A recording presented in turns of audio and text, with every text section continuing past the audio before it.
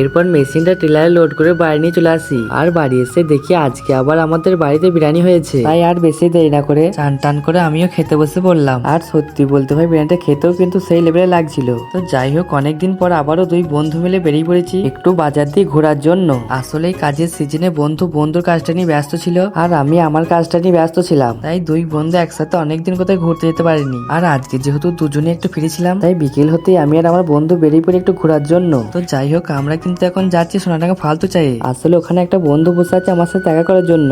আর হ্যাঁ, কিছুক্ষণের মধ্যেই কিন্তু চলে আসছি সোনাডাঙ্গা ফালতু চাই। তো তোমাদেরকে বললাম না যে আমার একটা বন্ধু বসে আছে আমার সাথে দেখা করার জন্য, এই সেই বন্ধুটা। আশা করছি তোমরা এই বন্ধুটাকে অনেকেই চেনো। তো তোমরা এই বন্ধুটাকে কে কে চেনো কমেন্টের নামটা একটু বলে যাও। তো যাই হোক, এরপর বন্ধুটার সাথে কিছু ছবি তুলে নিলাম। তারপর বন্ধুকে বিদায় জানিয়ে যাচ্ছিলাম বাড়ির দিকে, কিন্তু তারপরেই আবারও একটা বন্ধুর সঙ্গে দেখা হয়ে যায়। তাই ওর সাথে আবারও কিছুক্ষণ দাঁড়িয়ে দাঁড়িয়ে গল্প করতে লাগলাম। তো আমার এই ফালতু ব্লগটা আজকে ফালতু চায়ের দোকানে শেষ করলাম। তো তোমাদের যদি আমার এই ফালতু ব্লগটা ভালো লাগে তাহলে আইডিটা ফলো বা সাবস্ক্রাইব করে পাশে থাকবে।